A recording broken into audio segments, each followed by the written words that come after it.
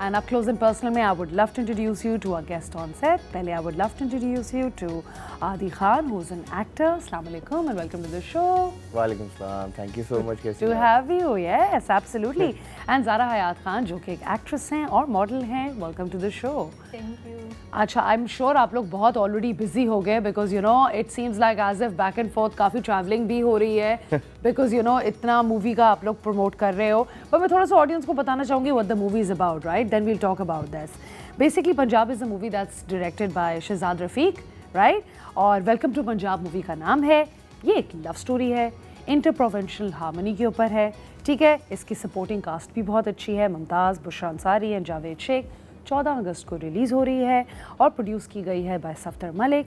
इसी नोट पे हम जाते हैं, ट्रेलर देखते हैं, फिर हम कास्ट से बात करेंगे. वाओ, वेरी इंटेंस गाइस, बड़ा अच्छा लग रहा है ये तो देखने में. It looks like a very action packed love story, नहीं? तो you know Aadi, first I will ask you what made you say yes to welcome to Punjab. First of all बात करते हैं अगर हम डायरेक्टर शहजाद रफीक, थोड़ी सी हम बात लंबी करेंगे. वो ऐसे कि मेरा उनके साथ जो बॉन्ड है ना वो बहुत पुराना है. अच्छा. Like my younger brother, he is also an actor. अच्छा. समी नाम है उसका. तो उसने एक प्रोजेक्ट किया था शहजाद अंकल के साथ. तब मैं भी छोटा था और वो तो बहुत ही छोटा था. देन एक दिन ऐसा आया था कि he was staring me. Shahzad uncle was staring me like this. He was keep smiling और he was staring me like for 3 minutes. उन्होंने कहा इधर आओ बेटा. मैंने कहा जी अंकल. मैं छोटा सा था. मैं अब जो फिल्म करूंगा ना इंशाल्लाह इन फ्यूचर जाके, मैंने कहा जी तू मेरा हीरो होगा. अरे वाह. उस टाइम अकल ही नहीं होती थी.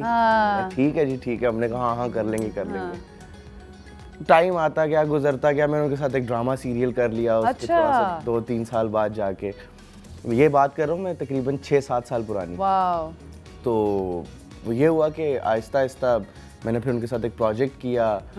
उसके बाद अब जैसे एक ही दिन मुझे फोन आया. Was busy in my other project. तो शहजाद अंकल ने मुझे कॉल किया. हाँ हीरो. वो सीधा ये बात होती है. हाँ हीरो. मैं कहा जी अंकल क्या हाल है आपके, कैसे हैं? ठीक है.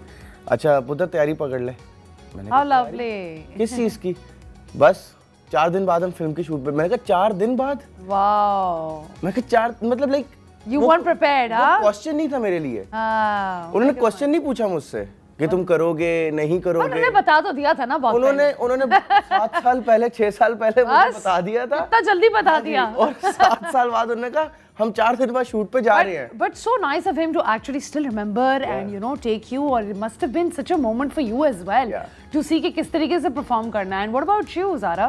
अच्छा, मेरा ऐसे था कि इससे पहले तो मैं शूट्स वगैरह कर रही थी और अभी भी करती हूँ. तो मुझे खावर सर ने बताया कि एक फिल्म है तो उसके लिए उनको न्यू कास्ट करनी है. अच्छा. तो जब मैं पहली बार शहजाद सर से मिली तो उन्होंने मुझे देखते ही कहा कि यार तुम हो मेरी फिल्म की हीरोइन.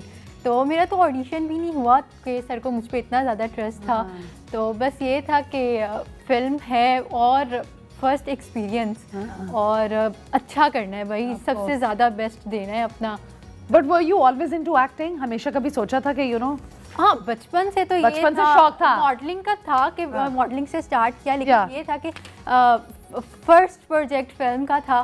तो शुरू से वो जो होता है ना कि एक शीशे के सामने खड़े होकर हर वक्त एक्टिंग करना, अम्मा का दुपट्टा पहनना साड़ी से और हर वक्त शीशे के सामने लगे रहना. मुझे तो बचपन से बहुत शौक था. और मेरे बाबा इस फील्ड में पहले तो आना चाहते थे. लेकिन ये था कि बाबा बिजनेस वगैरह में थे तो वो आ नहीं सके. लेकिन उन्होंने मुझे बहुत ज़्यादा हमेशा से सपोर्ट किया है. मेरी फैमिली ने मुझे बहुत सपोर्ट किया है.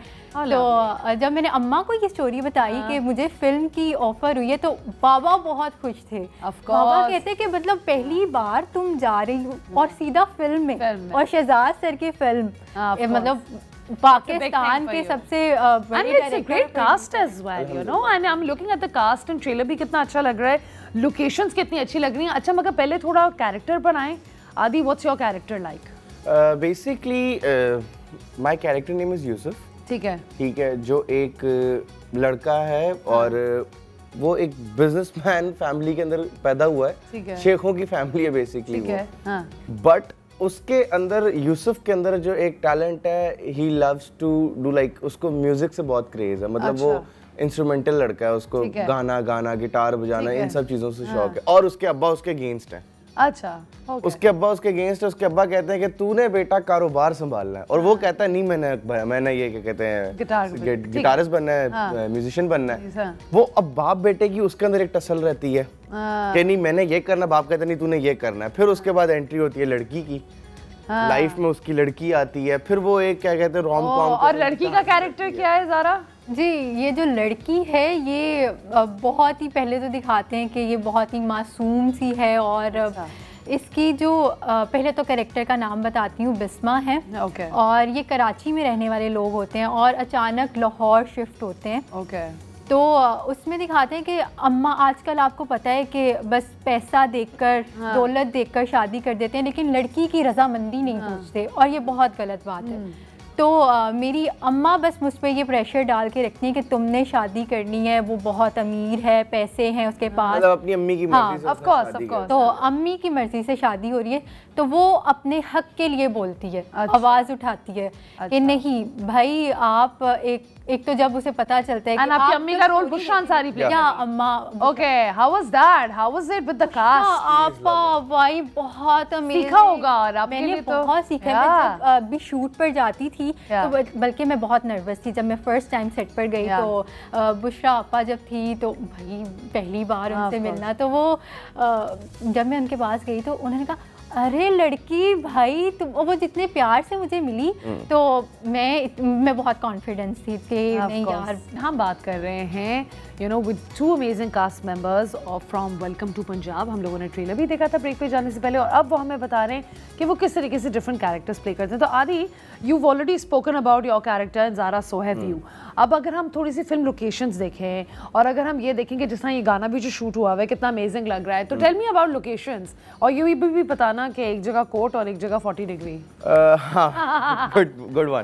अच्छा, let's start with the locations. पहले हम थोड़ा सा पीछे आते हैं। तो इसकी स्टोरी बेसिकली ये है कि हमने इस मूवी के जो डिफरेंट लोकेशंस पे शूट करने की वजह एक तो ये थी कि हम लोगों ने KPK, बलूचिस्तान, पंजाब, इस्लामाबाद और ये सिंध, इन सबको हम लोगों ने, जो हमारे अंदर एक कॉन्फ्लिक्ट पैदा हुआ है ना कि जी तुम बलोची हो, तुम पंजाबी हो, तुम ये, हमने कहा भाई हम सब एक हैं, we are Pakistani and we are one nation. आप हमारी फिल्म में पूरा पाकिस्तान देखेंगी। How lovely, I like that. हमने कराची से शुरू किया खैबर तक। अच्छा, मतलब सिंध से खैबर तक, और मतलब लाइक हम लोगों ने शूट किया सखर, कराची, लाहौर, खैरपुर, कलाम, सवात, उसके बाद मोटरवे। तो ये तो टूर ऑफ पाकिस्तान का पूरा टूर हो गया। पाक टूर था वो पूरा। वेलकम टू पाकिस्तान क्यों नहीं रखा नाम?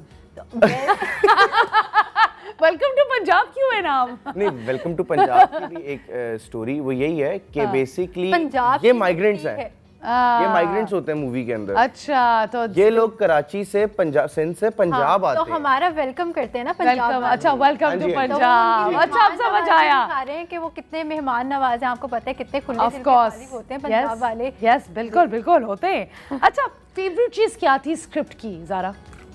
फेवरेट चीज़ क्या थी? अच्छा, जब मुझे ना अपने वो इमोशंस, वो जो रियल आंसू होते हैं और वो फील कर, मैंने जब मैं इस फिल्म में आई और मैंने ये स्क्रिप्ट पढ़ी और पहले दिन जब सेट पे थी, तो मैंने वो जो लड़की का कैरेक्टर था ना, मुझे लग रहा था कि ये सारी मेरी अपनी स्टोरी है। मैंने पहले ही सोच लिया था। तो मैंने इसको इस तरह से किया कि जैसे ये सब कुछ मेरे साथ हो रहा है। तो ये बहुत ही मेरे दिल के करीब कैरेक्टर है। अच्छा। क्योंकि मैंने इस कैरेक्टर में अपने हक के लिए आवाज़ उठाई है और उन लड़कियों के लिए आवाज़ उठाई है जो अपना फैसला खुद नहीं ले पाती। Of course. तो और ये अगर हमारी फिल्म देखकर किसी एक की भी सोच बदलती है और वालिदैन अपने बच्चों से रजामंदी पूछते हैं, तो हमारी फिल्म का मकसद। मसला ये है कि हमारी जो अब की जो जनरेशन है ना, मतलब 2002 से ऊपर की, 2003 से ऊपर की देखी जाए, तो अब वो बातें नहीं रही जो हमारे माँ बाप के दौर में थी कि जी चलो कर आप लोग तो खुद भी जेनजी लगते हैं। हम खुद भी हैं। अब हमारी यूथ के ऊपर ऐसा सोशल प्रेशर डाल दिया गया है कि भाई तुम जब तक अच्छा कमाओगे नहीं, अच्छा करोगे नहीं, अच्छे घर में नहीं रहोगे, कोई अपनी बेटी नहीं देगा, कोई अच्छी नौकरी नहीं देगा, कोई अच्छी कुछ नहीं देगा।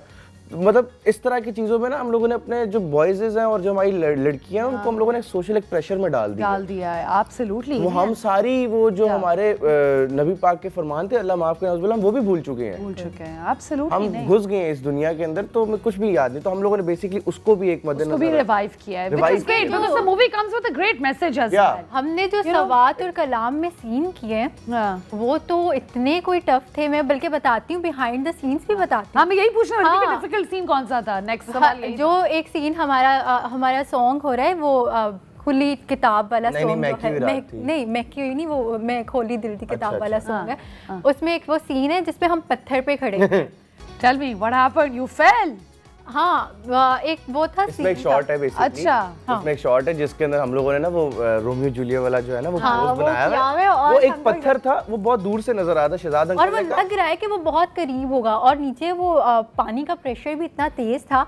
जब मैं आई और मैं गुजरने लगी, जब वहाँ से वो पत्थर के ऊपर चढ़ी हूँ और एक बार नहीं 3 बार मैं वहाँ से नीचे गिरी हूँ पानी के अंदर। हाँ, पानी के अंदर बहुत बार मेरा पाँव स्लिप हुआ। और freezing water. Oh my God, मतलब आप ये सोचिए कि जिसका और सुनो अगर पानी के फ्लो में तुम चली जाती तो और इतना भी नहीं था, पत्थर पे फंस जाती। ओके, मैं तो सोच रही थी कि ये तो इतनी पतली सी है तो पानी के आगे पीछे पत्थर से फंस जाना था, आगे नहीं जाती। अच्छा तो वो मतलब बस ये होना था -10 है, पानी कितना ठंडा होगा। अल्लाह मेरे खुदाया, आई कांट इवन इमेजिन। और ऊपर से इतना बड़ा पंखा भी होता था कि वो चलाना होता था।